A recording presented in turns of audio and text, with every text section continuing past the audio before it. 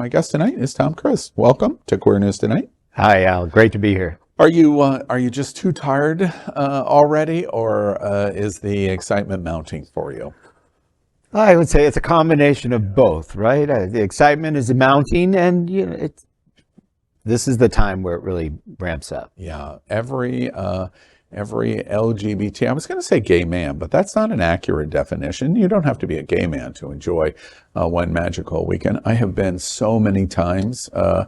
You've been doing this a long time, 15 years, I read recently. Well, 15 years, 13 if you with the COVID years, but yeah, 15 years. Yeah. And first week in June, let's start at the broadest. For people that are going to listen to us all over America, really all over the English-speaking world, the first week in June is really special in Orlando. Red shirt, I know you're going to talk about that in recognition, one, for the Magic Kingdom. The first week in June, one magical weekend is one big event. The Bear event used to be a big event, of which now you put on a big Bear event. Then there's Gay Days, returning back to the DoubleTree, which is another big event. And the girls have a real special program with Pandora events, Girls in Wonderland. All of these events, I'm not really aware of anything in the entire world in the calendar through a course of a year where so many major event producers are generally working in a cooperative fashion in supporting a destination. Come and have a good time. That's pretty unique, don't you think? I do. I think that I think we've all realized that we are stronger working together. So I think we all share a common sense, and I think we all kind of started out of the thoughtfulness of a small group of people back in 1991. Yeah. Explain that history. I know that history, but explain to our viewers that might not have even been alive in 1991. What's important about that date? Well, many of them will not know this, and that is that they started on a DOS screen, on a kind of a chat room, if you will, and there were about 30 or 40 of them that decided that they wanted to meet. Why don't we meet up? And so they chose the first Saturday of June, which was the last time that you could use your tickets, your cast member tickets. So most of them were Disney cast members.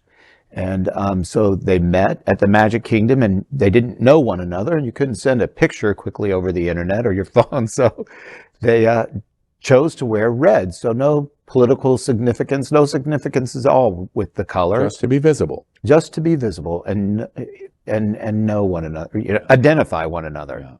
Yeah. Yeah. And in that 1991 first Saturday in June, approximately how many people showed up? Do you know that? There were about 40, let's say. Yeah. So not a whole lot of people. Yeah. Interesting. And I have seen pictures where I've seen aerial pictures at Disney on that first Saturday where it's just a sea of red now in the park. So what's really interesting is that these 40 individuals met in daylight. I think today the younger generation can't understand that, but people, most of them were male, so let's just say gay men. We congregated at nighttime. We went to bars. We met at nighttime, but we didn't really go out during the day. And we certainly, especially in gaggles of gays, right? And we certainly didn't go to where we were employed, right? And so it quickly became a lightning rod. And the Disney, most of them worked for Disney, so they risked kind of the pink ceiling. So but they just wanted to meet one another. It was just an innocent, let's go enjoy. We all love the Magic Kingdom. Let's just go enjoy. It's a very gay experience. For sure. Yeah. So, and that's kind of how it started. It was just innocently, and Disney wanted to know why were they having this protest? And so year number 2, there were the signs up out in front, and they had a contingency plan for day guests who were there that were not happy with the situation, or if they wore a red shirt, they would provide them with a different shirt, or they would take them to a different park. Yeah. Now, for our viewers that don't understand what you just said, I went to the University of Central Florida, and proud Sigma Chi, which I've just found out you are also Sigma Chi. If you showed up at the Magic Kingdom on that first Saturday after the first year, and you just happened to be in a red shirt, and you realized, wait, I don't want somebody to think that I'm gay or I'm supporting gay rights, Disney would give you a new shirt once you arrived. Yes. Yeah, they had, I mean, this was planned with Disney. I mean, Disney was behind the scenes weeks beforehand getting ready, because Disney, I will say, they took a stand so quickly, the moral majority, and Bans and protests. millions of moms were calling for boycotts of Disney unless they refused to allow them. And Disney said, this is not a Disney sanctioned event. These are just people that are coming to the park. They're paying their way in. The same right that you. And we support anyone coming to the parks. You know, this is not something that we're taking a political stand on. We welcome everyone. Yeah. Yeah. So interesting to me, Tom. Of course, Disney is front and center in the headlines of the LGBT world, of what they did last spring on Don't Say Gay, their fight with the governor, their new fight, and what they have done. They've kind of, at least at one point, checked the governor, not checkmate, but checked the governor in the ongoing fight. They're going to host the largest LGBT conference in the world this September. So Disney's been right there. We reported regularly. What's interesting in this story of how One Magical Weekend begins is we have reported repeatedly these stories, and that Disney is the largest single, by estimates, the largest single LGBTQ employer in the entire world. More LGBT people work for Disney Corporation, ABC, ESPN, the parks, the cruise line, etc., and so on, than any other business in the world. And right from the beginning, they did not ever reject LGBT. A lot of people thought that in early days that they were not because they weren't overtly sponsoring it, that meant they were not in favor of it. But that's not true, is it? No, and actually the interesting part is that, I mean, what we had not said is that airplanes were flying overhead over Orlando saying, beware gays at Disney. And, or, you know, and so that's, I mean, and that's until 2014. I know. Until 2014. Imagine? It's like, yeah, wow. it's crazy. I mean, so to look at the clock and say, you know, you and I are a little bit older, right? So Wait, did you just call me old? I said you and I. I used the Okay, all right, got it. So, but it really, it's a lightning rod. I mean, things have changed so quickly. Yeah. And I think for the good.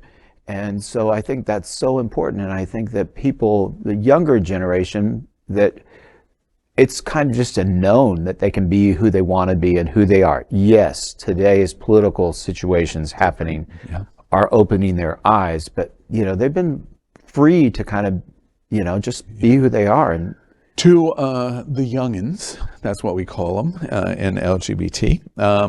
They don't know, but I think the first time I went to First Saturday was like in 93 maybe, or 94. But it was pretty early. And I always, my strongest memory is when you would go to the gates, there would be a notice up that said this gay event was going on. Red Shirt Day, I think, is what they were calling it. They did not call it Gay Days yet. And Disney had all kinds of, like an army of people standing there, and they would give you tickets to another day. If you want to go in, you can go in, and you're upset about it, here's another ticket. Or if you want to come back on another day, you've already bought tickets, or however you were committed, here are tickets. And they just gave away loads and loads of tickets just to satisfy people, as opposed to saying, no, there can't be a Red Shirt Day at Disney. That's an amazing embracement of our community. it really is. And what we have not also talked about is that, so I lived in California, Northern California, in the 90s. And I was watching television one day, and Kathy Lee and Regis were on. So obviously I was home a little bit later. And they were talking about this event that was happening at the Magic Kingdom in Disney and in Orlando. And so it was not just national news, it was international news. And there are things about this that happened. So one, that Disney, they were put on notice by the world. It wasn't like it was just a local story.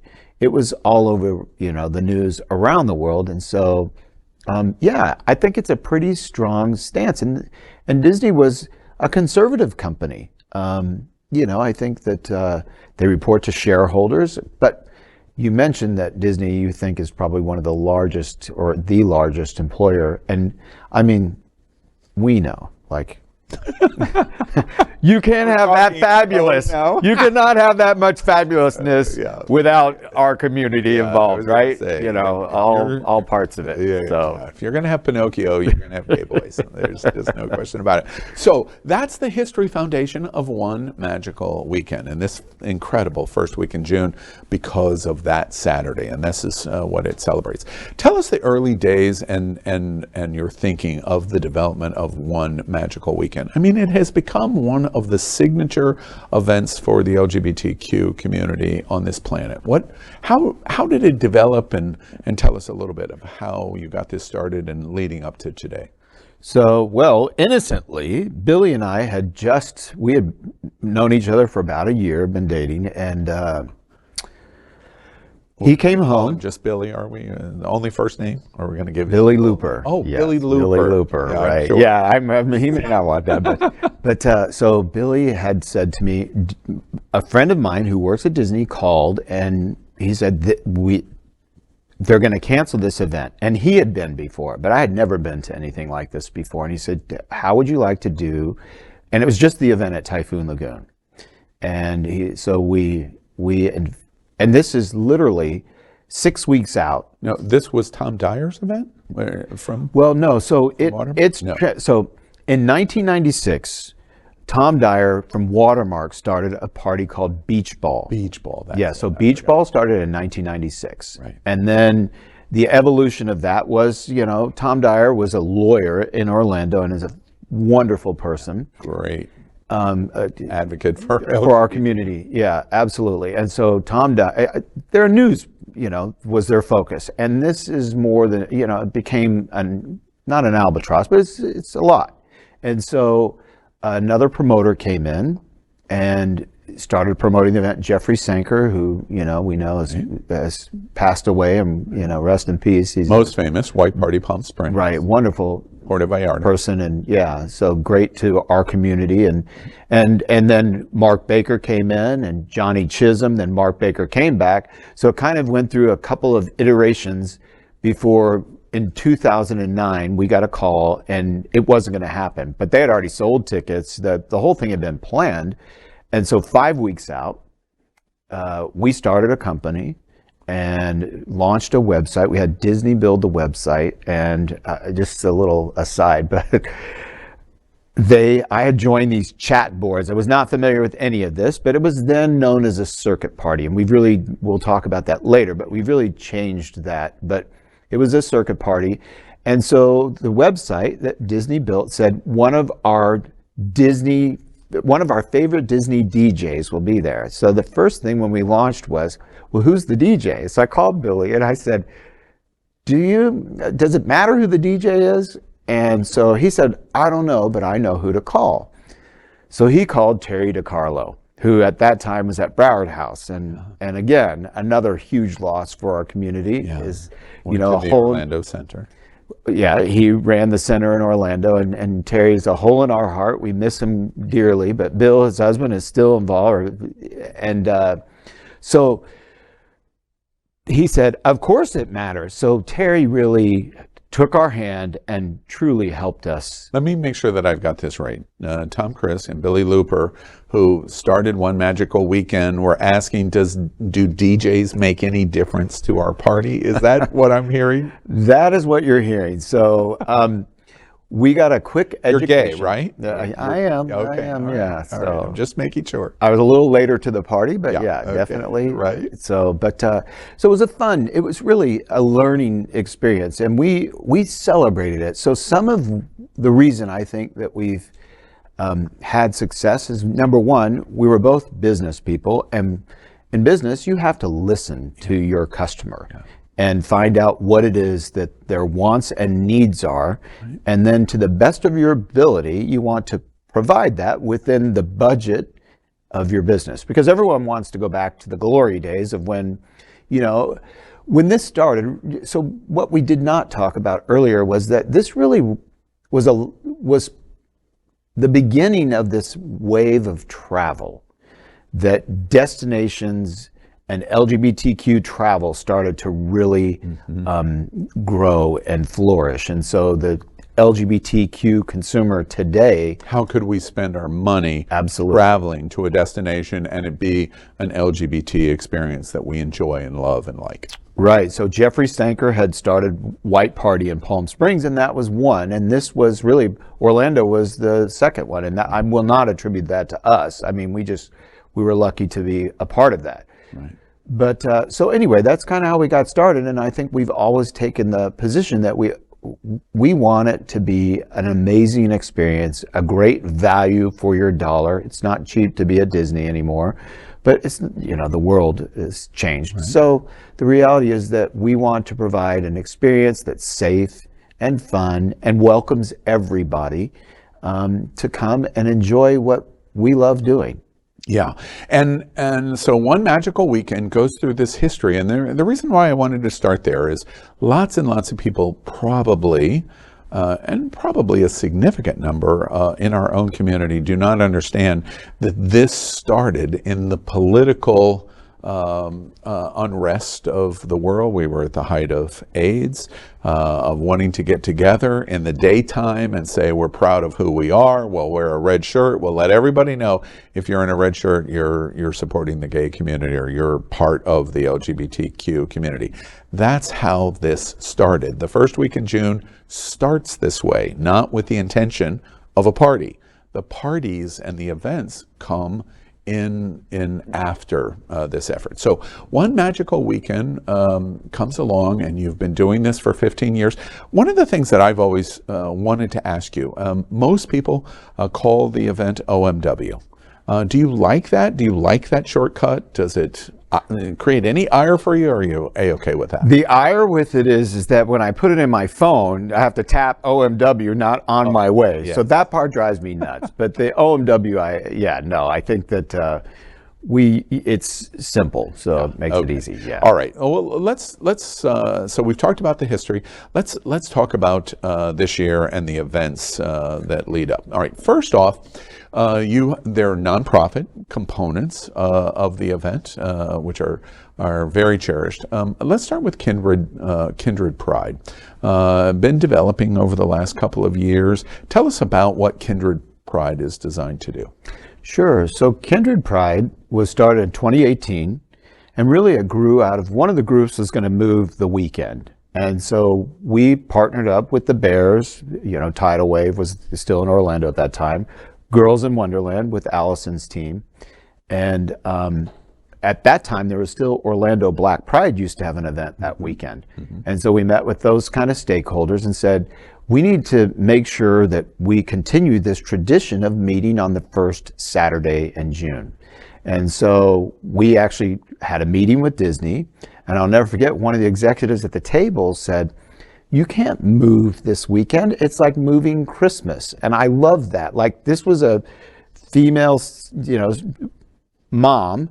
And, I love that she got that take from what we discussed. And so Kindred Pride grew from that. And really, at the time, we had like 5 arch pins, so safe expression, equality, diversity, inclusion, and most importantly in the world today was kindness. And so that's where the Kindred came from. And one of the, Michael Youngin, who is a board member of Kindred Pride, Michael used to work at Disney, and he was the executive sponsor of the Pride ERGDR, I'm not sure what they call it there, at Disney. And so Michael said, why don't we take the 2 elements of kindness and red, and Kindred was born. Oh, okay. Kindred, kindness, Red. Tom, I've always wanted to ask, I've never had the opportunity to ask this. We always make the joke that if Marsha P. Johnson and the Stonewall Inn was on Wilton Drive or in South Beach, the brick would have been, it would not have been thrown on June 28th because it was too hot and too wet. We would have waited until February. Now, the first Saturday in June, if you had to do it all over again and all of the protests start, wouldn't you have rather done it the first Saturday of February instead of the first week in June? Well, especially this last year, because I don't know if you remember, but last year, so hurricane season starts June 1st. Yeah. And we had a tropical storm that weekend. So we have lots of outdoor events, pool parties, Riptide at Typhoon Lagoon is outside. And then now Kindred Pride hosts the Pride Cup, which the sports are outside. So yeah, definitely, but we make it work. Yeah, make it work. I was there right along with you. It's the sign of success that your event, your LGBT event is great because it's weatherproof. It makes no difference at all. You mentioned Pride Cup. That's new for me. Tell everybody about what you're doing with Pride Cup.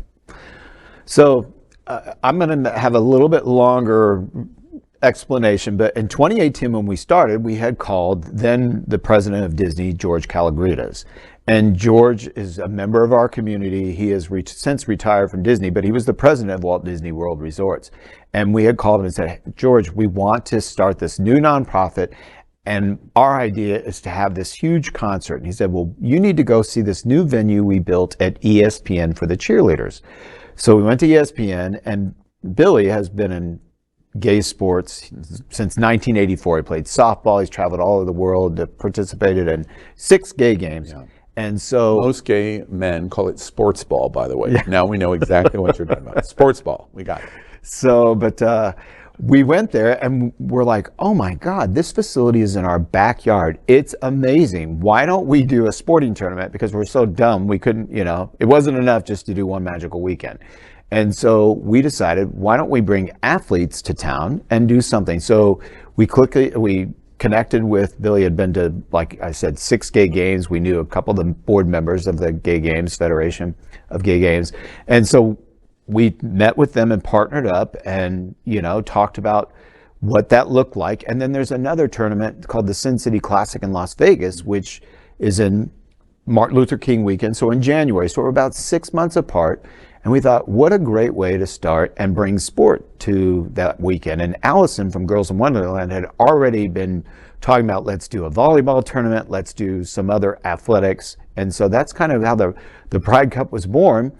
Last year, because of COVID, 2022, we actually launched the Pride Cup and we had 8 sports. We did a golf tournament at Disney. And so, we launched the 7 other sports. And unfortunately, tragically, that weekend, June in Orlando, there is also a tragedy that occurred, and that was Pulse, right? So they do the One Pulse Rainbow Walk Run through downtown, and so we connected with them and said, we want to do a 5K, but why are we both going to do the same thing? And so we make that the run walk, if you will, the portion of the Pride Cup. I understand you partner with WeHo Dodgeball. Mm-hmm. And Outloud Sports, NGFFL, Rainbow Sports League, and OutSports Orlando. Anybody I'm leaving out in terms of this coordination of the sporting event? I think so. John Texera is in Orlando, and he runs OutSports Orlando. And so John is the tournament director. And then we're not running all the sports. We bring in the professionals from these other organizations that you mentioned, right. And they come in and they'll put on the actual tournaments. And the facility that's a principal facility is the Disney Sports Complex, which is the ESPN's It's complex. Not. Actually, It's not. We're not. So ESPN during, they signed a contract during COVID with another provider. So we're hoping in 2025 to get there. But we are very fortunate because about 2.5 miles away from our host hotel, there is a Orange County park. It's called Dr. Phillips Community Park. And next door to it, they just built a brand new high school.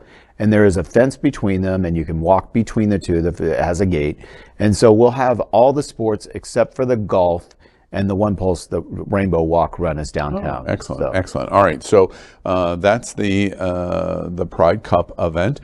Of course, anyone that knows anything about OMW in the first week in June, one of the most famous, it certainly must be the most famous water-themed LGBT event in the world, and that's Friday night and Riptide. Tell everybody about what Riptide's all about.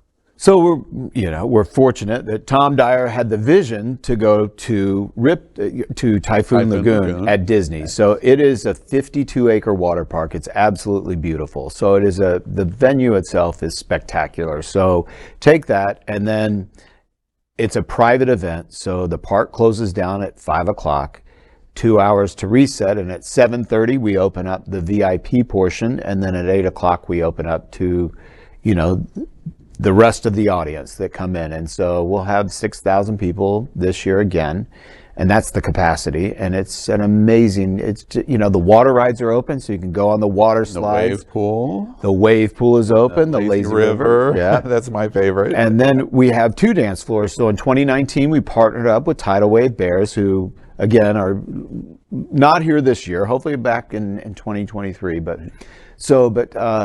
we have Bear Lagoon, and so we have a separate DJ area. So if the Bears, everyone goes everywhere, but so there's 2 music areas and 2 dance floors, and then the main beach where there's the dance party. And of course, Tom gives you a clue: 6,000 tickets, and it's a complete sellout. So we just caution you, even though it's April, you should be looking at your Riptide tickets now to make sure that you get them. I want to take a moment to go back to what you said earlier, that once upon a time, it's a circuit party, and the thinking of what circuit parties were.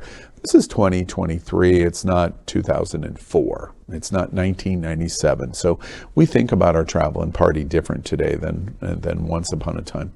Riptide is body positivity at its pinnacle, because you see everything of our entire spectrum of our community at the event, right?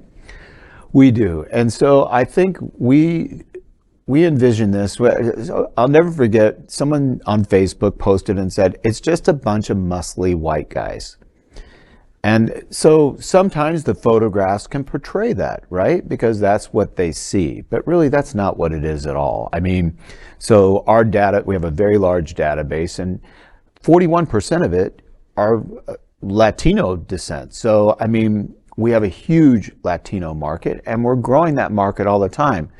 In 2019, we partnered up with one of our main sponsors, Bliss Health, and their nonprofit, Bliss Cares, does a program called Transformation, and it's an amazing 6-week program that they help people in the trans community walk through, and they have, beauty and medical professionals, and all different aspects of transitioning. And at the end of it, if they complete the program, they actually will pay for the name change, because it's very expensive and some people cannot afford that. So it's a really cool program. So they started Bliss Beach, and so we started welcoming the trans community with open arms. I think this is probably one of few, if any, parties in the world of this type that everyone thinks was a circuit party now that has a trans component. And this year we're hosting the graduation at 7 p.m. at Riptide on the stage of the main party for the graduates and the graduates who were not able to attend a ceremony during COVID. So we'll have about 300 people there for the graduation celebration at 7 o'clock. So it's really it's great to be able to have it. And it's honestly, I'll just tell you a quick aside. So in 2019, there was a lady, and she was a little bit older, and she was wearing a one-piece swimsuit and red pump high heels, probably, I don't know, 4 inches, whatever. I should know that better, right? But anyway, I said, sweetheart, your feet are going to kill you if you don't take those shoes off. And she said, honey, I've waited my whole life to dress like this. And I thought, how amazing is that? Yeah. So, we don't think of those things. I think, it's crazy to be able to offer a space that's safe and that people can come and just be themselves. Yeah, and especially an outdoor and a water park, swimsuit, whatever it is that you feel comfortable in. Signature event of the first week in June for the first week in June in Orlando, and that's Riptide on Friday night. I'm curious in terms of the implementation of what happened in pandemic. Pandemic hits us in 20. And OMW is directly affected, as is everything. Then 21 did not happen. It did not. So 2 years of OMW happening. Last year, 22. It comes back. Did you worry that the event was not coming back after pandemic? No, I think I like to always look, glass is half full kind of person, and so I always felt like we were going to make it through this, and we live in Florida, so we did some of the things that did happen here. Our weather is warmer, so I think we got back to normal a little faster than the rest of the world, if normal is a word I can use. But no, I don't ever think that I didn't think it was going to happen. I mean, we still, in the beginning when we were on the lockdown, we were thinking, oh, well, do you think we're still going to have it in June, without any, just innocently not realizing the seriousness of what happened. Yeah. The second big signature event of OMW takes place on Saturday night of that first Saturday night in June, and that is the big event at Disney Springs and the House of Blues.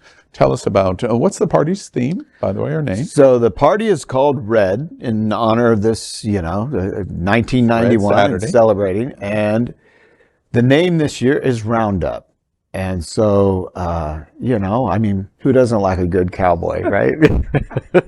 You beat me to the joke. So I think, we always try and theme it. People love the themes, and it makes it so fun. The music, just for everyone, there might be some amazing music, but it's going to be, it's not country and western music, because I get a lot of people asking me. I love country and western. I listen to it, but it'll be... Yeah. What you normally approximately expect. The capacity of House of Blues is approximately 2,200. 2,200. Yeah. Okay. Big party. It's a sellout. It is. Yeah. So it's a great party, and this year we're bringing from Atlanta. She's performed a couple times for us. Phoenix, who was on RuPaul's, I think, season number 2, and Phoenix is an amazing entertainer. And we're so lucky. We live in Orlando, and the talent.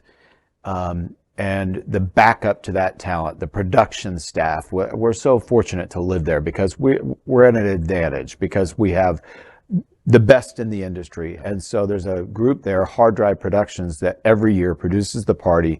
And Pamela, who runs the entertainment side of Hard Drive, she is a professional world champion ballroom dancer. And so she does all the choreography. And so that's one thing that sets us apart, is that our events, they're professional dancers and they are choreographed. And then Greg, her partner, who makes costumes for all the big theme parks, Disney, Universal, SeaWorld, Disney on Ice. Greg does the costuming for us. And every year, Billy and I don't want to know what the music is. We don't want to see the performances. That night, Pamela leaves. She goes to bed early, so she is not there. She's there for the rehearsals. But Greg and his partner, his husband, and Billy and I meet behind the production stand, and we watch the numbers together. And it's always I get goosebumps. It's such an amazing reveal for us, and it's such a wonderful surprise. But we trust them because they're such great professionals.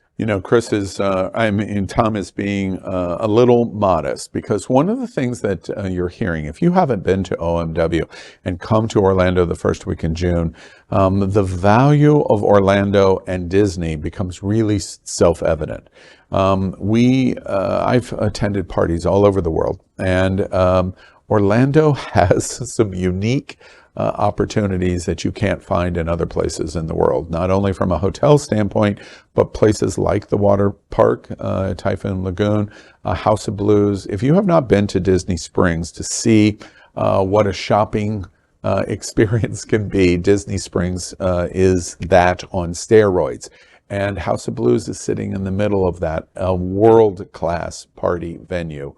for great music. It's really an outstanding party. The Red Party, Saturday night, your second big event. You're at the Sheraton at Lake Buena Vista, and of course another key component is daytime and nighttime pool parties. Obviously, LGBT, we want to have our pool parties. Tell us about the Sheraton and the pool parties. Sure. So we run the therapy pool parties. Probably doing track music, no DJs, because they're apparently not important to you. No, well, I learned quickly. So we have 6 DJs on Friday, Saturday, and Sunday, and we really stress kind of the afternoon. It's getting the party started. So we don't want to start it, I'm not a DJ, so I don't know what the music, the beats are, but I think it's like, you don't want to start too fast.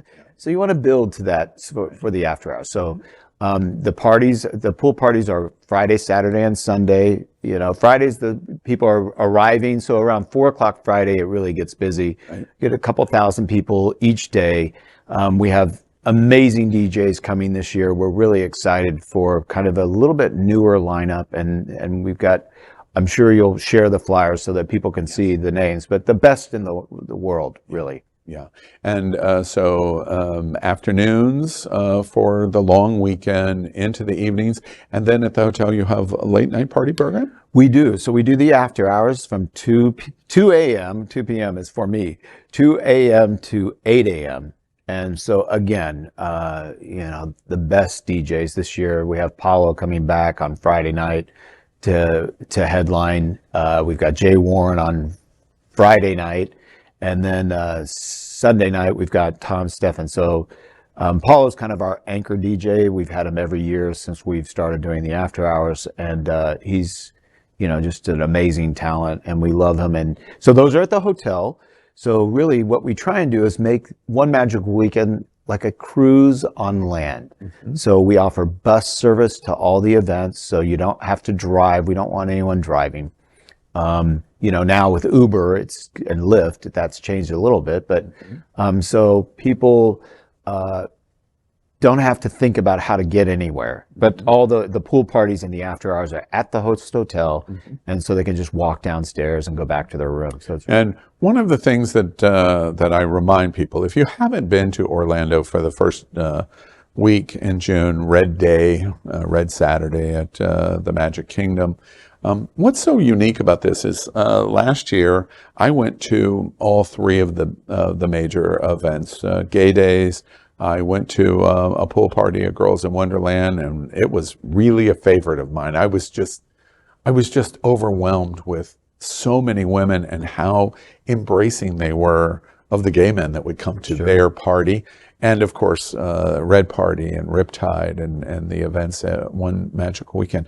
I can't emphasize enough how unique this is, if you haven't been, that all of these events are going on in the same city simultaneously, celebrating out of the history of that first Saturday in 1991. Your final thoughts about all of you working together to bring the LGBTQ community, people of color, Latino, you've talked about trans, we've talked about women, of all coming together to Orlando in this week. Any final thoughts that you would say about that? Sure. I think that, we've worked hard on this notion of everybody welcome. That's... And body meaning B-O-D-Y. B-O-D-Y, and meaning everything from color to shape to size, that everyone is welcome. Everyone has a safe place to go and have an amazing time and just celebrate the kickoff to Pride Month.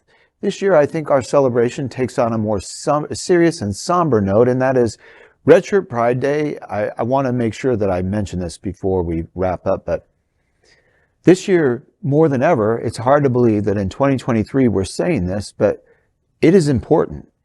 And Red Shirt Pride Day we want to celebrate it around the world. This was an event that kicked off in 1991. It was iconic. It is iconic, that weekend.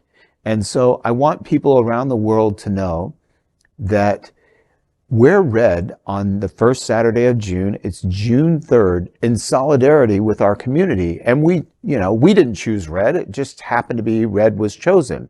Red is the top color on our flag. and it celebrates life.